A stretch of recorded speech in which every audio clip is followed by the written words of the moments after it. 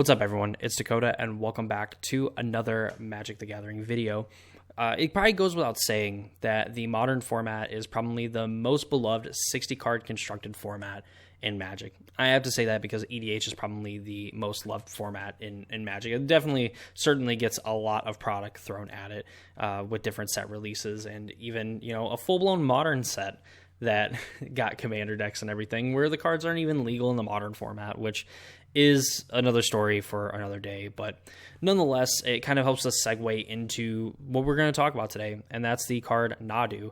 No, we're not going to talk about, the decks that it's played in or anything like that, but rather the journey that Nadu took from being a card that playtesters in the early parts of the Modern Horizons set and, kind of getting into the development and printing of cards, decided that this card needed a boost. It wasn't going to be more than a role player, to then kind of artificially be boosted into something that could be a build-around card for the said commander format in a set that was obviously directed towards modern players, and kind of like the defending of that decision by, someone like Mark Rosewater, who is, essentially like the lead designer of Magic, and someone that is just, kind of helping to push the envelope with his team and everything on what is possible to do with a Magic card, and has, by the way, done an amazing job, I think, with the game, everything, after taking over quite a while ago at this point. But, before we get into any of the articles we talk about, we look at all things based on Nadu. If you're already subscribed to the channel and you want to see more videos from me, where I post a lot of content based on the Modern and Pioneer format, as well as doing longer form videos such as this one, discussing some of the new set releases and just kind of overall in general, expanding our repertoire of what is possible here on this channel, kind of like these designers do with our cardboard rectangles. So if you're interested in any of that stuff, please consider subscribing and ringing that notification bell so you know when videos get posted. It's a very easy way to support me and my content. And if you'd like to go even further, you can follow me on X as well, where I'm going to try to start posting a little bit more often leading up to the RC, to kind of, showing off decks that I've kind of enjoyed, or kind of enjoyed looking at, as we kind of try to nail down what the heck we're going to be playing in the regional championship. So, be sure to follow me there, everything like that. I also have some posts on my community tab where I have a poll going right now for a potential series coming out, where we kind of look at the older Pro Tours of, Modern's history, Pioneer's history, so on. So, be sure to be involved in any of that as much as you want to be. I appreciate you all for watching, and let's go ahead and get into Michael Major's article regarding Nadu and how it became the card that it became today, that ended up essentially dominating a modern format for quite a long time. So while I'm not going to read the entire article, or at least that is not the plan, is to read the entire article, I do have this and Mark Rosewater's blog talk linked in the description down below. So in that way, if you want to kind of read word for word everything that's written in it, then you are able to do so. But the big thing I want to focus on here is what Nadu Winged Wisdom looked like before it actually went out the door. So Nadu Winged Wisdom being a 1 green and a blue legendary creature bird wizard that was a 3/4 flying creature. You may cast spells as though they had flash, obviously left off of the current printing, or the printing that we got of Nadu. And then whenever a permanent you control becomes the target of a spell or ability, not just a target of a spell or ability, but your opponent has to control it, you reveal the top card of your library. If it's a land card, put it on the battlefield. Otherwise, put it to your hand. Also notably missing the twice per turn, which I don't think the twice per turn limit has to really be put on the card if it's kind of dependent on what your opponent is doing. I think that that's definitely put on the fact that when it was changed, you could target it with a spell. You could target a creature with a spell or ability. In this case, too, notably, it's a permanent you control. So if your opponent targets your lands, artifacts, enchantments, whatever, you're able to kind of get some value off of it as well, with the potential to protect it. And of course, the land coming into play untapped, just enters the battlefield. You have to, if it's shock land, you have to pay 2 life. But any other land that comes into play, it's just going to come into play untapped. So if you find a fetch land, you're able to crack the fetch land and search for a land. If you have lands that obviously come into play tapped, they're going to come into play tapped anyway. But you definitely have, in some cases, the option of having that mana available to you, So definitely an interesting design, and of course something that just never changed on Nadu, because this is the version that got playtested a lot when they were trying to going through the development of Modern Horizons 3. So definitely some key differences here. Obviously, I think just from text box to text box, you know, without kind of getting into their mindset where, you know, Shuko and Outrider Encore essentially like don't exist, or they're just not like thinking that these cards are going to kind of break the format with something like Nadu, you make the card objectively worse. You no longer have the ability to cast permanent spells as though they had flash.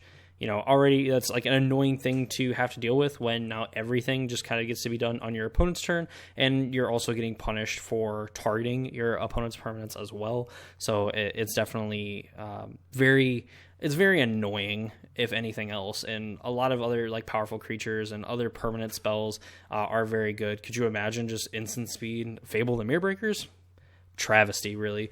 But, you know, nonetheless, obviously permanents being changed to creatures. So now the ability is less flexible. You can only target a narrow amount of permanents, aka just one type of permanent, versus, you know, getting to target artifacts, enchantments, lands, planeswalkers, battles, you know, so on. So, I mean, really, you go text box by text box. Like, this version of Nadu is like better in a lot of ways than what the current one is. I mean, again, you are restricted on being able to target your creatures, even though you are able to do it yourself. And, you know, you're able to do it yourself, and your opponent is able to do it, and you're able to get value from it. But it's only one permanent type versus, you know, all the permanents at the expense of your opponent having to be able to want to target them.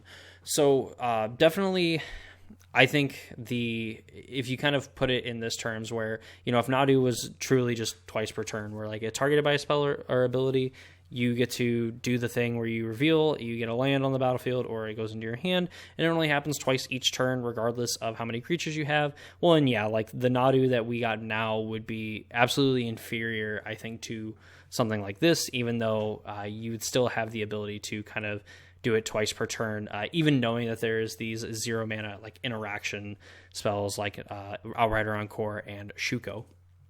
Of course, again, all that being that, you know, they assume that something like Shuko or Outrider Encore doesn't really exist or isn't really going to make an impact on these cards.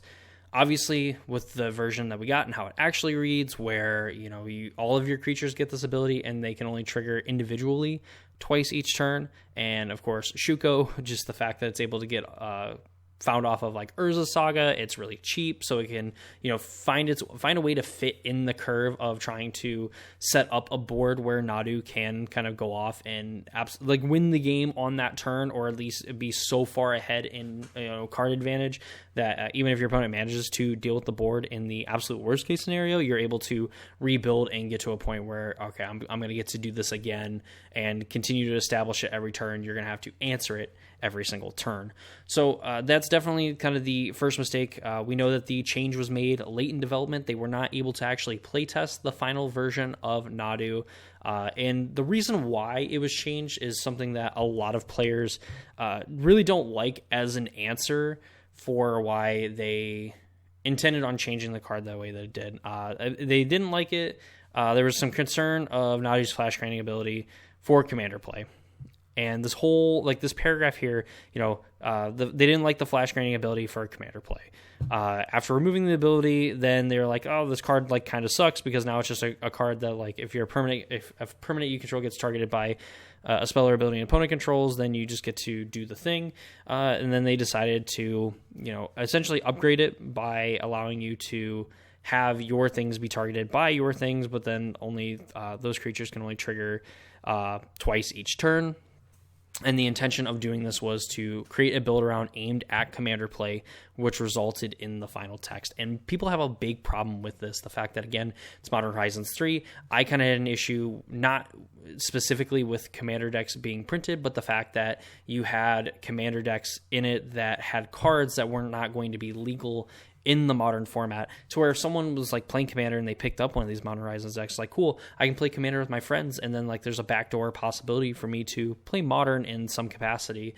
And I think that was just a pretty big missed opportunity in something like that. You know, even though I don't have a personal problem with people playing Commander. Play Magic the whatever way that, you enjoy playing the game, because ultimately, if there's a lot of people playing the game, then the game is going to stick around. They're going to keep designing sets, and, overall, it's going to be a good thing. The more Magic players, the better. But ultimately, the fact that this card was essentially retooled, reworked, it was in the main Modern Horizons set, and all the changes made to it and everything made to it was with Commander in mind. Whether it's just like one card, like really who cares if there's like one card or like a few cards, it doesn't really matter. But definitely I think that the main thing should have been that this card was changed and everything with the modern format in mind. I think that's just something that was completely missed. And definitely the article goes on to talk about exactly the ramifications of that and kind of where they missed and why the card ultimately ended up the way that it ended up. So definitely with Michael Majors taking some responsibility, I think that was a super important thing to do as like the lead designer of this set. Of course, they took a lot of swings as well. We saw Ugin's Labyrinth, Chthonian Nightmare, things like that, Amped Raptor, Guide of Souls, whatever. We see a lot of like very strong cards in Modern Horizons 3, and I think that overall from a player standpoint, when a Modern Horizons set comes out and like one or two cards are busted in it and everything else is just arguably like perfectly fine, like they just are very good role players, or they have their own strategies kind of based around them. I think that's ultimately a win for Magic in general. If you just have to ban a card, I think a lot of the issue should be the fact that we knew that this card needed to be banned. We had a whole Pro Tour that was dominated by it, had an insanely high play rate and then an insanely high win rate off of that play rate, which is not something that should correlate. Technically, I guess from how I understand it, if more people are playing a deck, the lower the overall win rate should be, where like Rakdos was in theory like right where it should have been in terms of how much was being played. But still, nonetheless, when a quarter of the metagame is a certain deck, especially at the highest level where players know like this is the best thing to be doing, and it's just finding ways to win at an insanely high rate when it's not playing against the mirror match is a problem. And I think that's more of like a philosophy in bannings rather than them like maybe unintentionally pushing the envelope on a card and then it ended up being too powerful for Magic. So while last minute changes are not going away, I mean, we cannot, expect the average player to understand like play design. Even I don't necessarily understand play design that well. I mean, I understand like what's fun, and, like what's, most of the time, like what cards end up being really good and what cards are not good. But I think in terms of like being the lead designer for something like this, especially Modern Horizons, where this is like the third set ever where we have things getting injected directly into the Modern format, and a format as powerful as Modern, where the card pool is very expansive, even in like Legacy.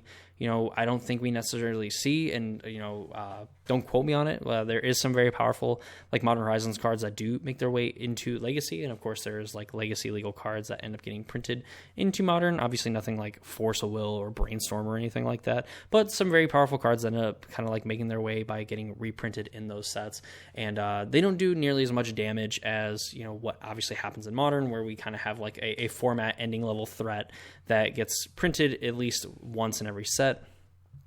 With Modern Horizons 2, arguably being one of the biggest offenders, but it also could be argued that Modern Horizons 3 is just strictly off of Nadu alone.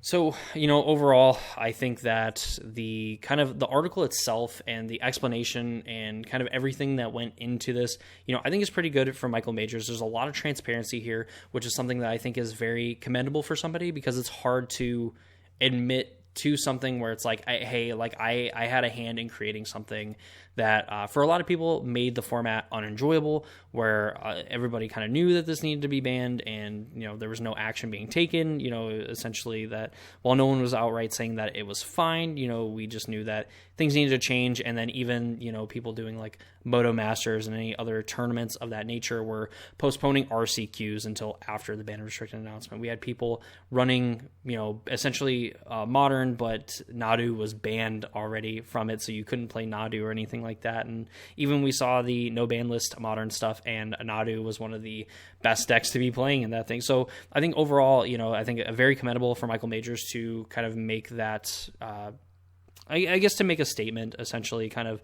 explaining the thought process on exactly kind of what happened and how we got to this point.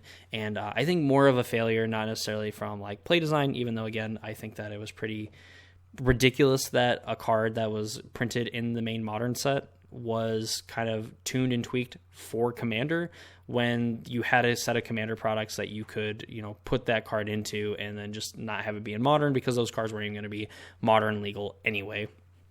And so I think overall, I liked how the article was written. Again, I have it linked in the description down below so you can read it for yourself. And we'll shift gears here and we'll look at Mark Rosewater kind of defending it, because Michael Majors did get a lot of heat for this, again, for that statement in here that I've kind of harped on in a way where, Nadu and stuff was created like for Commander, and it was like a last minute change and it didn't have time to be play tested and everything like that. So Mark Rosewater kind of addresses some of that in his blog-a-talk that he made shortly after this article had came out. And of course I will have like a screenshot of like a tweet that he sent out about like last minute changes and things like that as well. So let's go ahead and we'll transition over to that next article.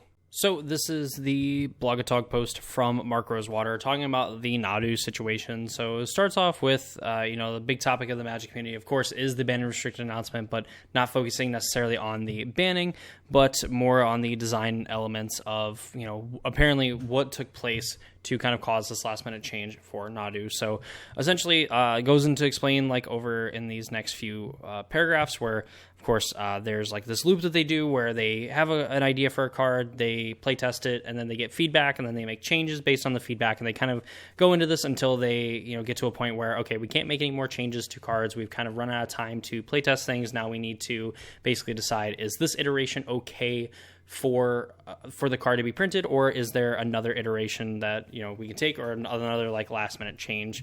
There's always a last day to make changes. Moving that line earlier doesn't change anything other than giving us less iterative loops to improve things. Also, we make lots and lots of last minute changes. The vast majority of them make the game better, and understand there's more focus on the times where we make a mistake, but it represents a truly small percentage of the changes.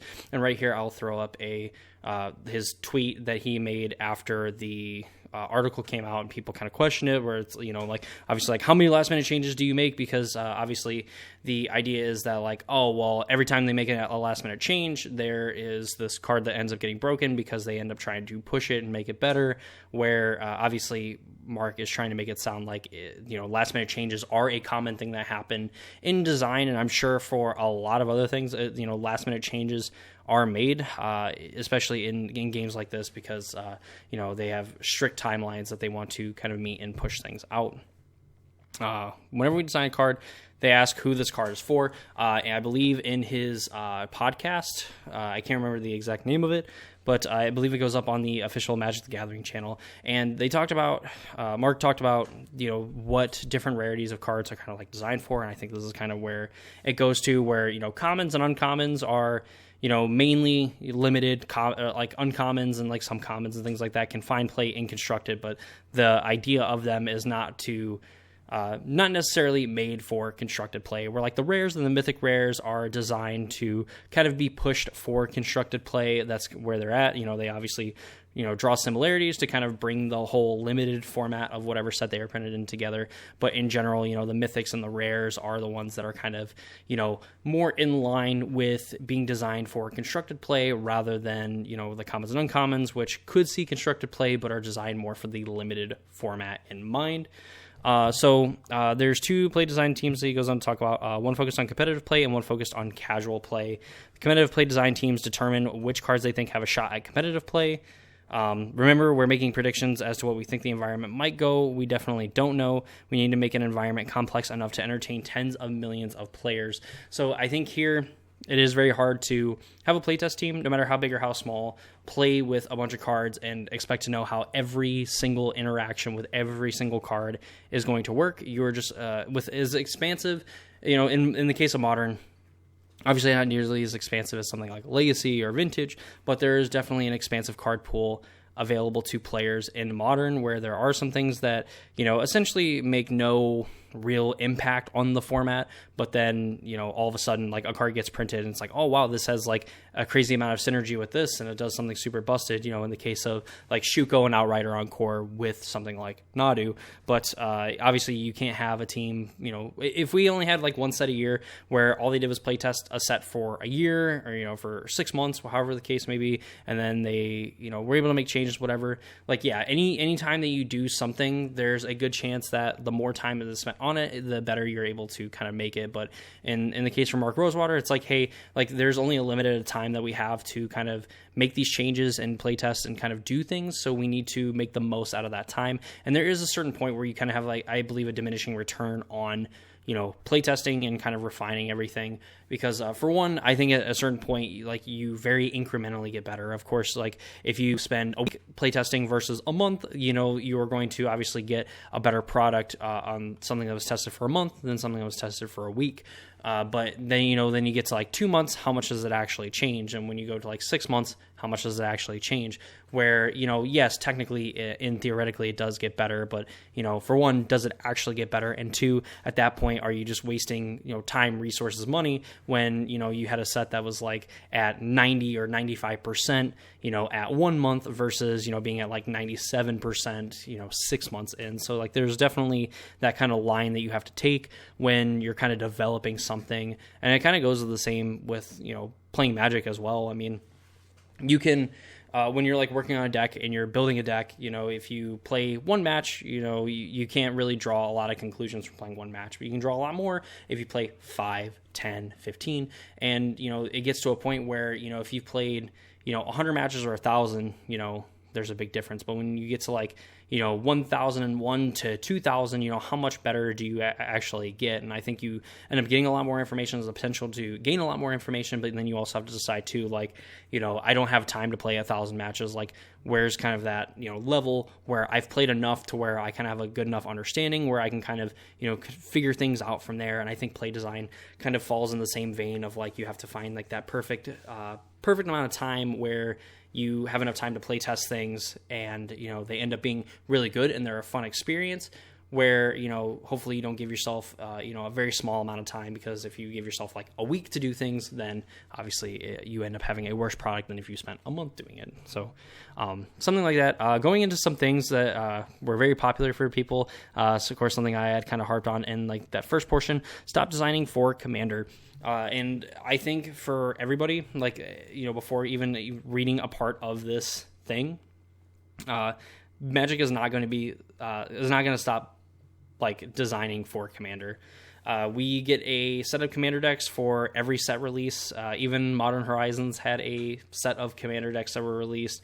It's just something that I think is very popular among players. I don't know if there's like actually a product fatigue for the Commander players as a whole. I think that Commander is like an easy way for other players. It's a very popular format, and it's a way for players to get involved. People build and create tons of different decks. There's a lot of interesting things that kind of go on the format. I think it's a premise that is very interesting, that kind of goes away from the traditional way of playing Magic, where you can play up to 4 copies of certain cards, and of course in certain formats, aka vintage, you can only play 1 copy of like certain cards, but like that's just not the overall restriction of like of what is possible.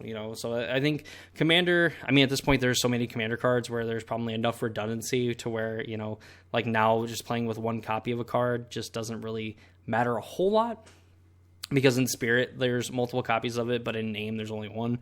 But nonetheless, like, Commander's not going anywhere. They're definitely going to be designing things with Commander in mind. So Mark goes on to say, we examine how things will play in more casual settings. There's no reason not to do that. And when you think of casual setting, you are remiss if you don't consider Commander. Is an 800-pound gorilla of tabletop play, aka the most played and heavily dominant format, which I think is very true. Us considering the casual ramifications of a card that we didn't feel was competitively viable is not what broke the card. Us missing the interaction with a component of the game we consider broken and have stopped doing, 0-cost activations, but still lives on in older formats is the cause, which is is absolutely true, because if there was like a way that you had to like pay mana into it. I think if you had to pay 1 mana into activating Nadu's ability, or using something to target Nadu or things like that, and you're able to do it repeatedly, it wouldn't be nearly as good, because then you're definitely more dependent on hitting multiple lands, and even then you're only going neutral rather than continuing to kind of go off like the current iteration of Nadu does. So I think Mark is absolutely correct there. Stop making late changes. I kind of like the analogy here, even if it might be kind of dark or whatever. So Mark says, whenever you see an airplane that's in the news and something bad has happened, it crashed or caught on fire or had an emergency landing or a door fell off, why do we still make planes? Because the planes are pretty useful at what's being highlighted is the worst element. Of course, you could say that for a lot of different institutions, a lot of different kind of products and things that kind of go on, where if we didn't make any changes in Magic, like imagine if like Shivan Dragon 30 years later was like the best creature to be playing in Magic, or then we had cards like Terror, we had Mind Twist, we had Black Lotus, things like that. I think the things have to evolve and change, and usually they're for the betterment of the players. And while late changes are something that can suck, obviously the point that Mark's trying to make here is that like when we make planes and stuff like that and bad things happen, it's like, okay, now we can kind of readjust. Like there is some good that comes out of bad things that happen. So, metaphorically speaking, if the door on the Magic the Gathering plane falls off, or it crashes from time to time, yes, it sucks. It sucks as players when you're playing the format, like Modern, and, people are just playing Nadu constantly, and that's just the discussions, everything's. It sucks. But, there is something learned from it. It's something that we can kind of take going forward and hopefully have it not happen later.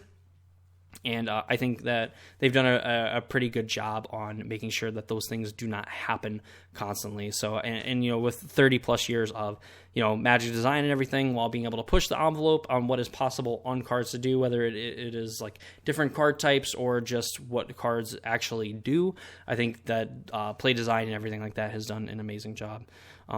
Lastly, everything needs play tested. Mine and my team's job is to take a blank piece of paper and make something that doesn't exist. And I think that's just an even like bigger task, because I think it's easy for a lot of players to make a card that is absolutely busted or completely unplayable. It's hard to find like that medium, which the playtest team and what the design team is trying to do, where we need to find a way to make a card that feels very powerful. It has a home. It has a thing that it's trying to do. If you're trying to make like a rare or a mythic rare, and trying to make sure that it does something. When it does the thing, it is very powerful, but it's not so powerful that it's something that everybody needs to do or wants to do, or players don't really give a pause. Like it's just kind of the thing that they want to do.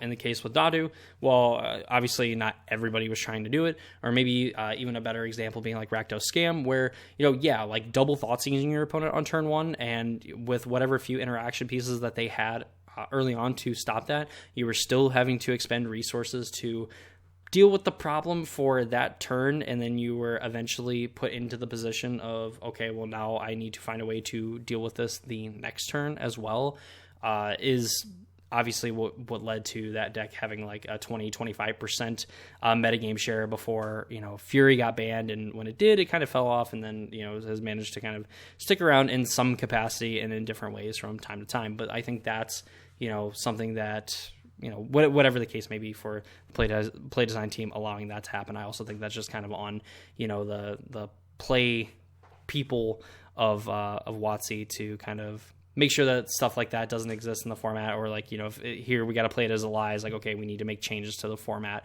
to kind of stop this miserable play experience. The system is too complex not to not miss things, and of course, I think it's very easy to kind of miss things. It's just obviously a little bit worse when things are relatively obvious on their face. The system is too complex. That doesn't mean we don't continually improve our processes to lower the chances of mistakes, but nothing we're going to do can completely eliminate them, and I think that is absolutely true. I think with, again, how expansive like the card pool is, you cannot play test every single possible thing that could have any possible like synergy with a new card that is being created. I think that is just like too tall of an order to like ask and have like a reasonably sized team where you're not getting, you know, opinions from hundreds of thousands of people to kind of take into account, and play enough games where, you know, you can confidently say like this would be fine, or no, this is not fine, like this would actually be an issue. Because we know that there's some like broken combos that exist in Magic, but, you know, they take, you know, instead of taking 2 or maybe 3 cards, they take like 4, 5, 6, 7 cards. And at that point, there's no reason to say, well, we can't have this card printed the way that it is because there is like this combo that isn't necessarily fun. Because obviously if you have enough pieces for something, it's like, okay, you need a lot to kind of line up once. So if you get to do the thing, you know, it's kind of like an achievement, if you will. But, you know, again, going on to say, and I didn't mean to read as much of it as I did, you know, the final thing that I want to touch on is just Mark's transparency in Magic design. No one on the planet has written or spoken more about it than me. I truly believe Magic is better as a game because the players have the insight to understand what we, the people making it, are doing. We ask for one thing in exchange. Please treat the designers who take time to share with the behind-the-scenes workings of Magic's design with kindness. We are all human beings with feelings. There's nothing wrong with feedback, but it can be delivered with common courtesy. And I think that is the big important thing kind of from all this. So I think it's very easy to kind of berate play designers. It's kind of easy to berate people that are doing these sort of things. You know, obviously it's easy to, you know, make comments about, you know, a president where they make a decision and obviously it doesn't align with like what you think should be happening. So I think it's very easy to kind of like slander somebody and, or, you know, say bad things about that person, you know, whether any person that is in charge of a project or a thing that is going on. I think it's very easy to be on the side of criticism. I think it's very easy to say that, like, in hindsight, well, like, yeah, you know, you weren't the person in charge of designing Modern Horizons 3, you know, Michael Majors was, and, you know, takes full responsibility for it.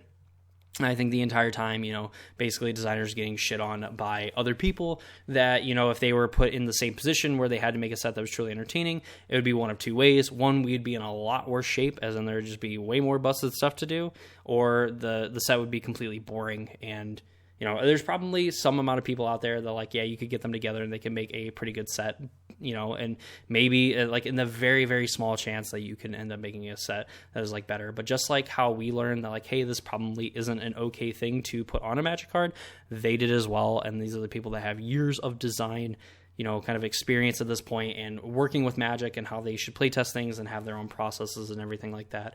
Definitely showing them some respect and, you know, allowing a mistake from time to time is, you know, more than acceptable when there's like thousands upon thousands of new cards being printed and there's like one or two that, you know, get printed, you know, recently, and it's like, okay, well, maybe this is like too good, when we are seeing a historic amount of new cards being printed and introduced to Magic in various different formats. And like, even if it's just like a handful of them are like, hey, maybe these cards were just a little too good, they're a little bit ahead of their time, whatever the case may be, or they're just flat out not okay, then, you know, it's fine to, you know, say, hey, like, they made a mistake because they've printed like 20 times more cards than they have ever before. So when they only have like 2 bannings before, but now they only have like 4 or 5, you know, that's totally fine. So, you know, I think overall, like, the Nadu saga can finally have kind of the chapter close on it, at least for me.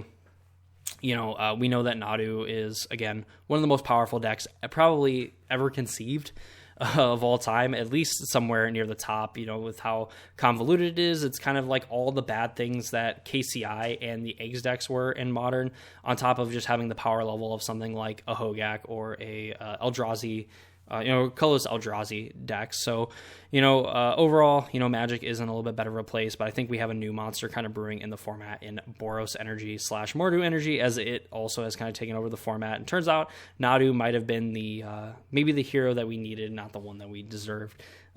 But, you know, that's going to do it for me in this video. Hope you all enjoyed it, kind of my insight, thoughts, opinions, and things like that on kind of what's been said about Nadu, and kind of closing the chapter on this. Again, next week, I'm going to be focusing more on kind of making some tier lists for the Modern and Pioneer format on, like, what you should be looking at playing, what decks are kind of the best decks to be playing in the format, and kind of giving my thoughts, opinions, as always, on those things. So if any of that interests you, please subscribe, ring the notification bell, all that fun stuff. Follow me on Twitter, you know, follow me on, you know, Twitch as well. You know, eventually I want to get to a point where I kind of stream a little bit more, and I want to be able to stream on YouTube and Twitch as well. So if you want to kind of support me even further, you know, go follow me on those avenues as well. I have a Discord server in the description as well, which I forgot to point out in the beginning, so you can go down there and join through that link as well. But that's gonna do it for me. Hope you all enjoyed the video, and I hope to see you all in the next one.